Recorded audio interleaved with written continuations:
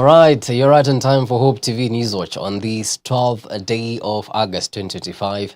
A very good evening to you, wherever you're watching us from, and welcome to the broadcast. My name is Kimani, and signing for us tonight is Boniface Moredi. We begin with the Football Kenya Federation has been fined by the Confederation of African Football following incidents of fan hooliganism during the ongoing Pamoja Chan tournament. According to Kenya's local organizing committee, crowd trouble was reported in all 3 matches Kenya has played so far. LOC has cited cases of fans forcing entry into the stadium without valid tickets, prompting regulatory action from CAF. Caleb Moti begins our bulletin with the following report. As Kenyan fans continue to have immense passion for the game during the Pamoja Chan tournament, recent unfortunate incidents of crowd trouble has been evident in all 3 matches Harambee Stars have played at the Kasarani Stadium. The 48,000 capacity stadium has seen overwhelming turnouts during Harambee Stars matches, accompanied by a rise in cases of fan misconduct. According to LOC chairman Nicholas Musonye, CAF has taken action over the incidents, issuing fines to the Football Kenya Federation for each of the 3 matches Kenya has played. You are all aware that CAF have responded, giving us sanctions regarding the behavior of our spectators in the last 3 matches. We had said before that we are hosting Chan and we need to have some good behaviors. This has not been fulfilled.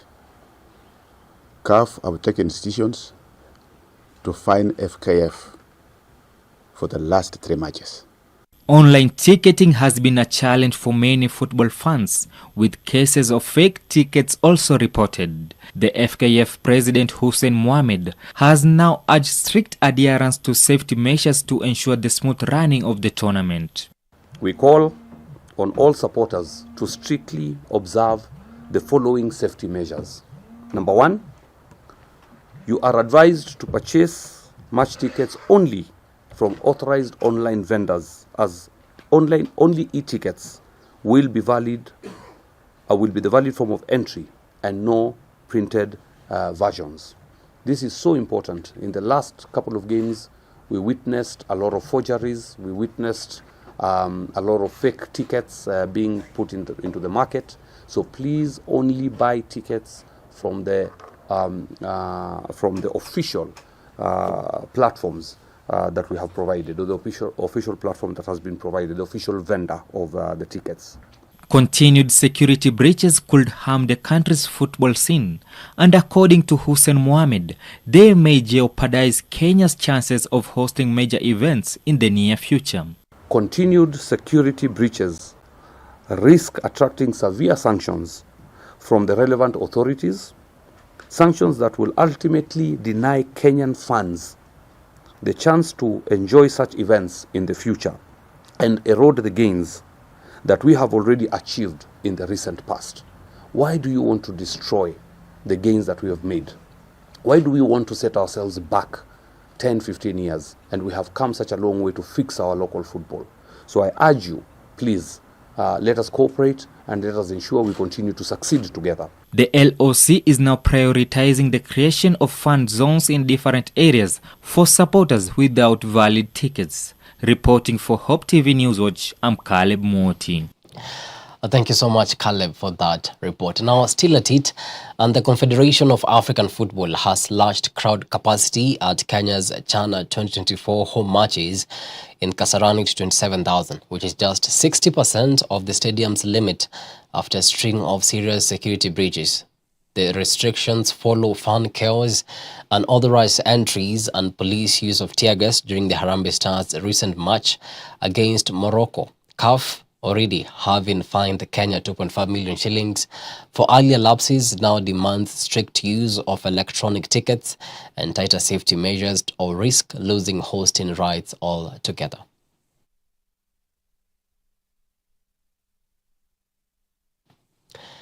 Now, away from that, and the DAPK party convened a crisis meeting today to address rising internal wrangles amid reports of leadership disputes. Party leader Eugene Wamalwa announced the formation of a dispute resolution committee and warned President William Ruto against interfering with the party's affairs, accusing the head of state of destabilizing political outfits in Western Kenya. Our reporter Alice Diana with more on this. Those 5 minutes. Following reports of leadership wrangles between DAP-K party leader Eugene Wamalwa and his deputy Trans Nzoia Governor George Natembeya, the party's National Executive Council (NEC) today held a crisis meeting to resolve the matter. Are you insinuating? Speaking to the media after the NEC meeting at Chui House in Nairobi, DAP-K Party Secretary General Eseli Simiyu announced that they have appointed an internal dispute resolution committee to resolve any dispute in their party, with the committee expected to forward their recommendations to the party's National Executive Council within the next 30 days. This even as DAP-K leader Eugene Wamalwa refuted claims of any split in his party. We are happy to be here today as a family to discuss our issues. To the naysayers, I know you must be very disappointed. There are those of you who had predicted that there will be a split in the party today, that there will be a fight here at Chui House. But as you can see, we've come out of this very, very much united, and you don't see anyone with any bruise here. There was no fight here today. Ours is a democratic party. We have very strong internal democracy. We also have very strong internal dispute resolution mechanisms. And today we have appointed such a team that will listen to and resolve any disputes within our party. When we come out of this, I believe in the next 30 days we'll come out stronger. Wamalwa further issued a strong warning to President William Ruto, stating they will not allow him to infiltrate the Democratic Action Party as he has allegedly done to other parties in Western Kenya. He noted that the party will resist any attempts to undermine multi-party democracy. Mwisho nataka niseme kwa Bwana William Ruto, if you think you are going to infiltrate this party the way you did the Jubilee Party of Uhuru Kenyatta, we want to tell you that we have our eyes open.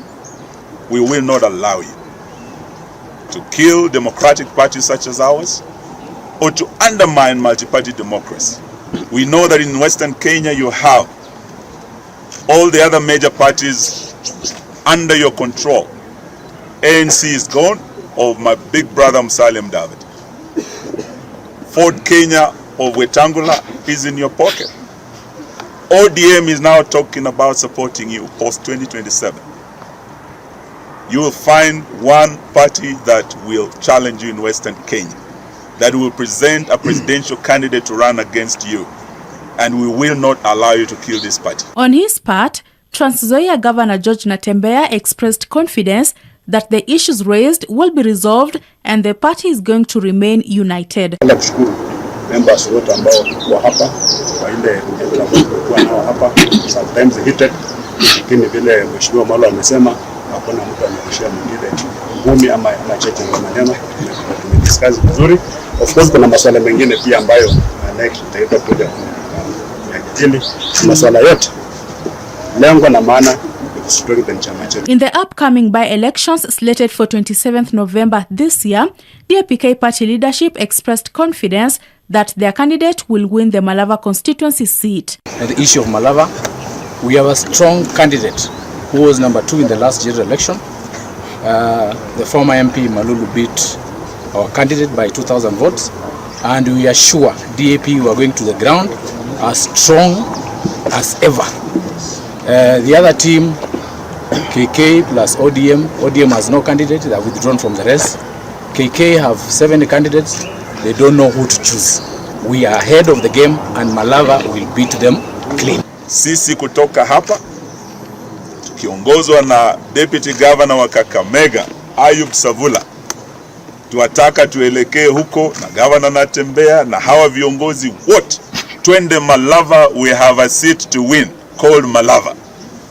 Tutaka tuambie wenzetu wa broad-based government, the battle that is coming up in Malava, DAP Kenya, is going to become your Waterloo.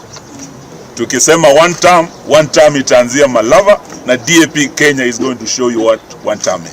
Between your Alice Diana, Hope TV Newswatch. leaders, there are no factions. Thank you so much, Alice, for that report. Moving on swiftly, and President William Ruto has reaffirmed his government's commitment to transforming the lives of young people across the country as Kenya joined the world today in marking International Youth Day. Now, speaking during national celebrations held at the Masinde Muliro University in Kakamega County, President William Ruto said his administration is focused on addressing the challenges facing the youth, including unemployment, access to education, and inclusion in national development. All these programs are for the young people of our country. And we want every young person to have the correct information so that you can engage with the opportunities that are there for you. Na vile nimesema, lazima pia ujitume. Look for those opportunities. Hustle these members of parliament. Hustle your MCAs. Hustle everybody. Decisive force that will shape Kenya's destiny is not oil, is not gold, or any other natural resource. It is the young people. For generations, young people have been referred to the leaders of tomorrow. But our youth are the builders of today, the architects of the future, and the driving engine powering Kenya's rise to greatness. I have seen it in many places. I have seen it with the Harambee Stars. That is why I am deeply honored to be here in Kakamega County to celebrate the energy, the creativity, and the resilience of our young people, and to harness and amplify their immense contribution to our bold national transformation agenda.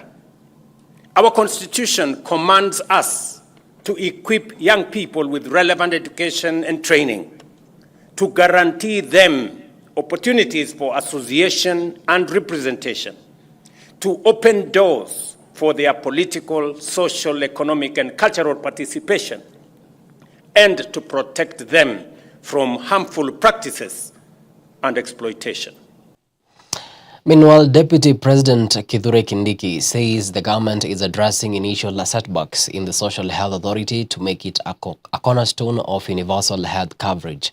Speaking today while meeting members of parliament from northern Kenya at his official residence in Karen, Nairobi, the DP noted that 25 million Kenyans have already registered under SHA. Kindiki is now urging those yet to enroll to take advantage of the ongoing nationwide registration. 25.4 million this morning of the people of Kenya who have a card. The discussion now is, and every day about 50,000 new Kenyans, 60,000, 70,000. On weekends it comes to around 30, 40,000 are enrolling. So my take is that by the time we go to the election, we'll have nearly 35, 40 million Kenyans with a medical cover. That's not a small measure. Many governments, even in developed countries, have struggled to put people on universal health care without success because of the politics involved. It's not just Kenya. So the debate today is on perfecting the health cover, making it perfect. That's the debate. It's not whether it's good or not. It's perfecting it, making it work better. And we can see some of the interventions that have just begun now, I think last week, with the medical equipment for the lower hospitals in level 2, 3, and 4. That if we can put diagnostic equipment in those lower level hospitals, and then also the changes that we are making on the supply of medical drugs. Well, it is exactly 15 minutes past the top of the hour. Time now for a short break, but immediately after, I'll be back with the business and sports news. Stick around.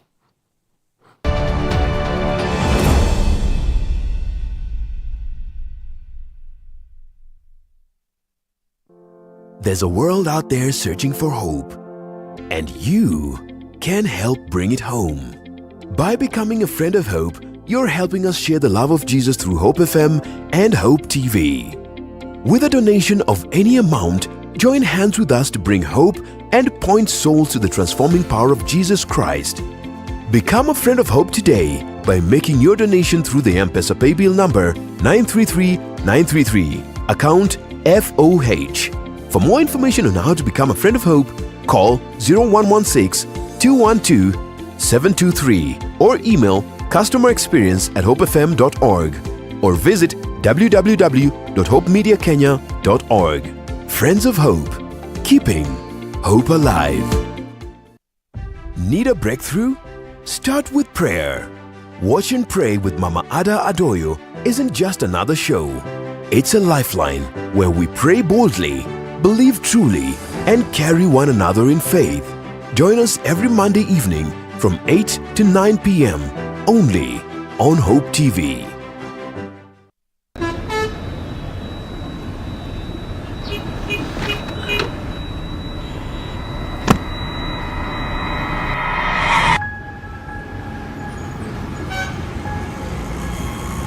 Rafiki soul is the promise of a hand that reaches and goes beyond what angaza tumaini kote.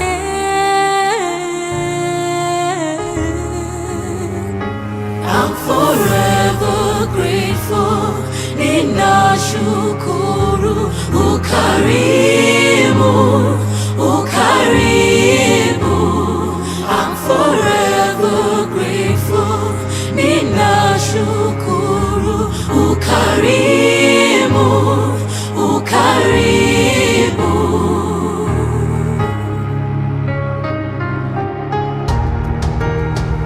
Rafiki soul is a promise of a hand that reaches and goes beyond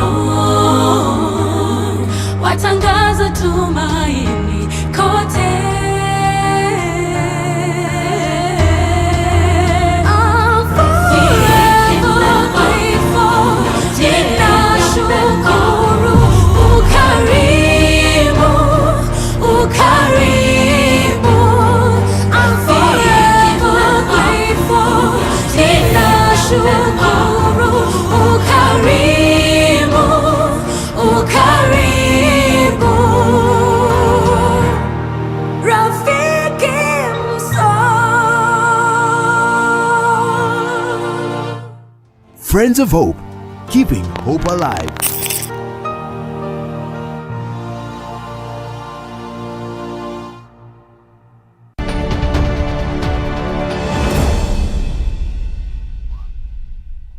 Welcome back. You're watching Hope TV Newswatch. Now let's get down to business. And Kenya and Iran have agreed to form a joint committee to eliminate trade barriers within 60 days, clearing the path for the resumption of Kenyan tea exports to Tehran. The move follows talks in Nairobi co-chaired by Prime Cabinet Secretary Musalia Mudavadi and Iran's Agriculture Minister after a trade ban linked to malpractice by a Kenyan firm. The two sides will now enforce tighter export standards to protect the integrity of Kenya's tea sector. We have also spoken at length about the current situation that exists in terms of the ban on Kenya tea in Iran. We have been very candid with each other, thanks to the intervention also of the Honorable Musalia Mudavadi in this area, and also is an area that even President Ruto himself has weighed in. So on that area, we have agreed on a way forward. We want to sell our tea to Iran. Iranian businessmen have told us that once we open the door, Kenya does not need another market for orthodox tea, that Iran alone can be able to take all the orthodox tea that we have.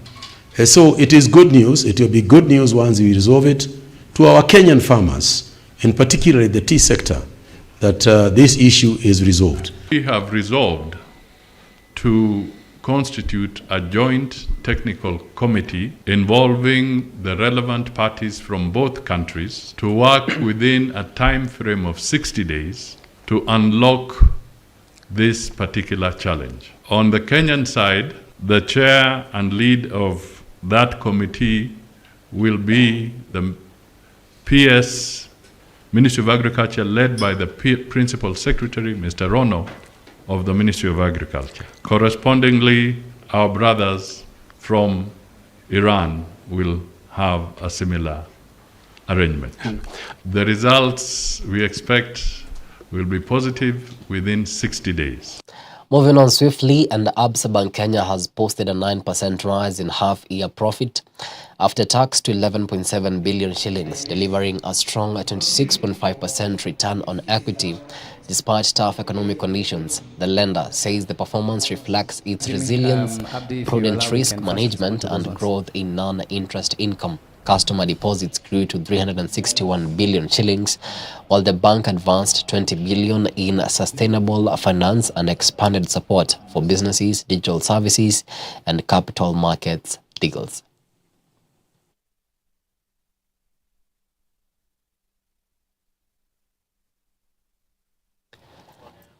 Now, small businesses are set to enjoy cheaper, faster internet after Safaricom announced a 25% discount on new fiber connections in fiber-ready buildings for the next 2 months. Unveiled at the Nairobi Grow with Safaricom Forum, the offer aims to help SMEs cut costs and boost productivity through reliable high-speed internet. Safaricom says it's part of a wider push to equip entrepreneurs with affordable finance, digital solutions, and better market access.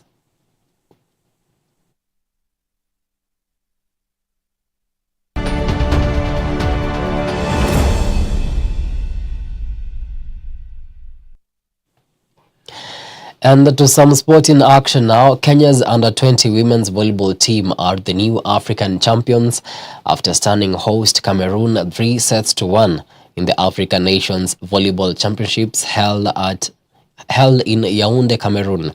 The junior Malkia strikers delivered a dominant performance, combining ruthless attacking play with a solid backline defense. KCB's Terry Tata was named the tournament's most valuable player, extending her impressive streak to 4 consecutive matches. With this historic victory, Jacqueline Barassa's side has booked a place in the 2026 African Nations Volleyball Championships.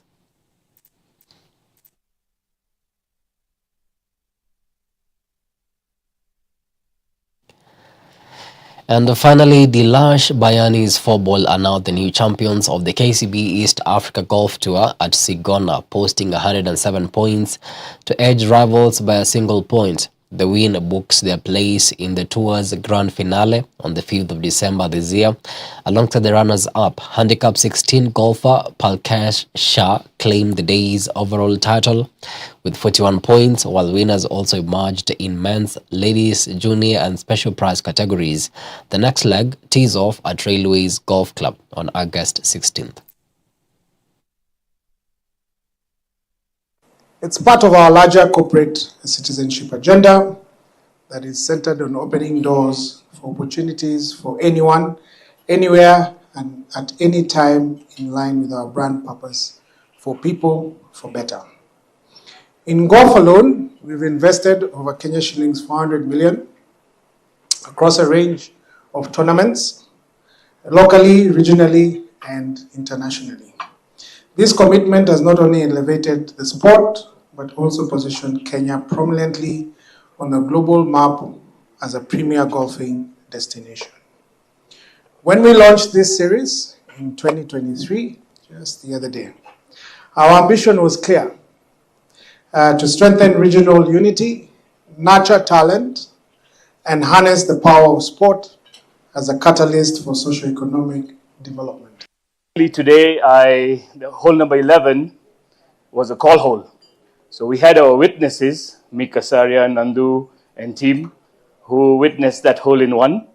My 4-ball, as soon as I hit the ball, which was a gap wedge, they called it while it was still in the air. So it was a very exciting moment.